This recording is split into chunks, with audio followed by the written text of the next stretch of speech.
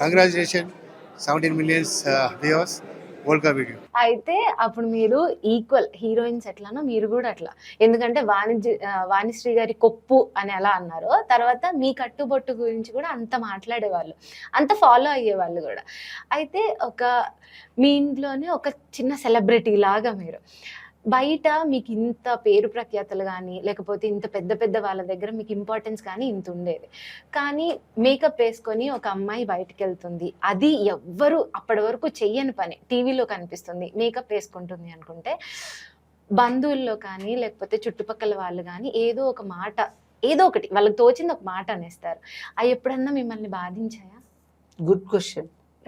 నిజమే కదా, సినిమాల్లో నాటకాల్లో ఆ రోజుల్లో స్త్రీ పాత్రధారులు ఎవరు దొరకపోతే మగవాళ్ళు ఆడవేషాలు వేసుకునేవాళ్ళు కదా. అలాగే దూరదర్శన్ అనేది అప్పటికి పాపులర్ కాలేదు నేను జాయిన్ అయినప్పటికీ. నేను జాయిన్ అయిన తర్వాత ఒక 70 కిలోమీటర్స్ రేడియస్, 100 కిలోమీటర్ రేడియస్కు వచ్చేది. చాలా తక్కువ సెట్స్ ఉండేవమ్మ. అప్పుడు దూరదర్శన్ టీవీ కొనుక్కోవటం అనేది ఒక ఎక్స్పెన్సివ్ ఇది అనమాట. ఒక ఇంట్లో టీవీ ఉంటే కొంతమంది పిల్లలు వెళ్ళి టీవీ ముందర కూర్చొని సినిమా చూడటం, కొంతమంది బయట పెట్టేవాళ్ళు, ఆ టీవీ ముందర కూర్చొని చూసేవాళ్ళు, అలా ఉండేది. సో అప్పుడు ఈ మేకప్ వేసుకుంటారు అని ఒక చులకన భావం లేదు. ఎందుకంటే విడిగానే మామూలుగా ఉండేదాన్ని. అక్కడ నా వృత్తి ధర్మం కాబట్టి మేకప్ వేసుకుంటాను.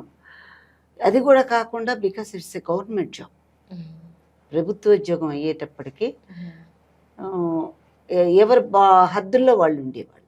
అందువల్ల చీప్ కామెంట్స్ ఎప్పుడు నేను ఫేస్ చేయలేదు. నా ముందర అనలేదు, నాకు తెలిసి ఎవరు అన్నట్టుగా కూడా నేను వెళ్ళలేదు. నన్ను మీరు అనే గౌరవించేవాళ్ళమ్మ. ఆఫీస్లో కానీ బయట ఎక్కడికి వెళ్ళినా నేను చిన్నదాన్నైనా కూడా ఒక విషయం చెప్తా. విశ్వనాథ్ గారు కూడా, మన కళా తపస్వి విశ్వనాథ్ గారు కూడా, మీరు మీరు అంటే నేను అనేదాన్ని, సార్ మీరు అనకండి సార్, నేను చాలా చిన్నదాన్ని అని. అట్లా గౌరవించేవాళ్ళు. అంటే అది వాళ్ళ సంస్కారం కూడా. నేను చిన్నపిల్లనైనా ఋష్యేంద్రమణి గారు ఎట్లాంటి మనిషి మాడే ఏనాటి, షీస్ ఎ లెసెంట్. ఆవిడ కూడా మీరు అనేది, అమ్మ మీరు అలా అనకండి అమ్మ మీరు అని అనేది. నేను దాన్ని అక్కడి నుంచి నేను నేర్చుకుంది ఏంటంటే, నేను అందరినీ మీరు మీరు అనటం నేర్చుకున్నాను, వాళ్ళ దగ్గర నుంచి నేర్చుకున్నాను.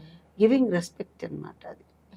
సో అందువల్ల ప్రతి చోట నాకు ఒక గౌరవం దొరికింది, అభిమానం దొరికింది, ప్రేమ దొరికింది, ఆత్మీయత దొరికింది. అన్నిటికంటే మన ఇంట్లో పిల్ల అన్నట్టుగా చూసేవాళ్ళు. సో నా ప్రొఫెషన్లో నా కట్టుబొట్టు, నా వస్త్రధారణ, నా మాట వల్ల ఇవన్నీ నేను సంపాదించుకున్న ఆస్తులు. మిమ్మల్ని మీ ఇంట్లో యువరాణిలా చూస్తే బయట దూరదర్శన్, మీ అమ్మ దూరదర్శన్ ద్వారా మిమ్మల్ని అందరు ఇక్కడ ఒక డెమి గాడెస్ లా చూశారు.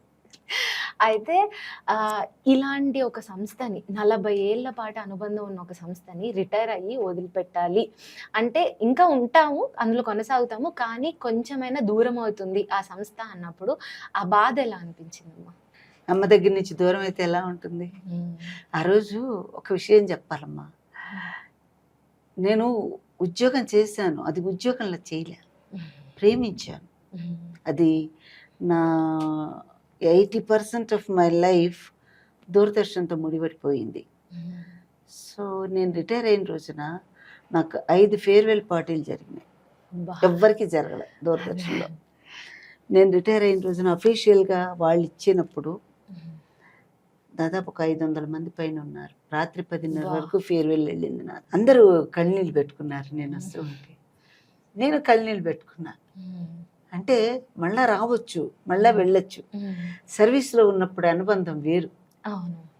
31st సాటర్డేనో ఏదో అయింది. ఆ రోజుతో డిసెంబర్ 31st తోటి నా సర్వీస్ అయిపోయింది. అయిపోతే ఆ రోజు ఒక ప్రొడ్యూసరు, మేడం ఇవాళ మీరు లైవ్ ప్రోగ్రామ్ చేయాలన్నారు. ఆఖరి రోజు కదా, లైవ్ ప్రోగ్రామ్ చేయండి అన్నారు. మార్నింగ్ 1 hour లైవ్ ప్రోగ్రామ్ చేశాను. మొట్టమొదటి నుంచి దూరదర్శన్లోనే, హైదరాబాద్లోనే ఉన్నాను. నా తర్వాత ఎంతోమంది వచ్చారు, ఎంతోమంది వెళ్ళారు. అయ్యేటప్పటికి ఒకసారి అందరికీ జిల్లు మంది మనసు వచ్చేసాను. కొంచెం పెండింగ్ వర్క్ ఉండింది నాది. అండ్ నేను ఈ ప్రోగ్రామ్ ఎడిటింగ్ అవి ఇవి వాణిజ్యరామ్ గారిని ఇంటర్వ్యూ చేశాను. అవన్నీ ఎడిట్ చేసుకోవటం, వీటిలో ఒక్కొక్కసారి రాత్రి 2 వరకు ఉండి ఎడిట్ చేసి, నా కమిట్మెంట్ అది. నేను ఇచ్చేసి వచ్చేసేదాన్ని. మళ్ళీ రిటైర్ అయిపోతున్నాను, రిటైర్ అయ్యాక ఏమో నందో రాజా భవిష్యత్తు అనుకొని సర్వీస్లో లేకపోయినా వీ హ్యావ్ దట్ లిబర్టీ. నేనే చేస్తాను, ఎందుకంటే ఇట్ ఈస్ మై జాబ్, నేను చేస్తాను, నాకు పేమెంట్ కూడా వద్దు, నేను వచ్చి చేస్తానని చెప్పి ఒక 3-4 రోజులు వెళ్ళి ఆ వర్క్ అంతా చేశానమ్మా. కంప్లీట్ చేసేసుకొని వచ్చానన్నమాట.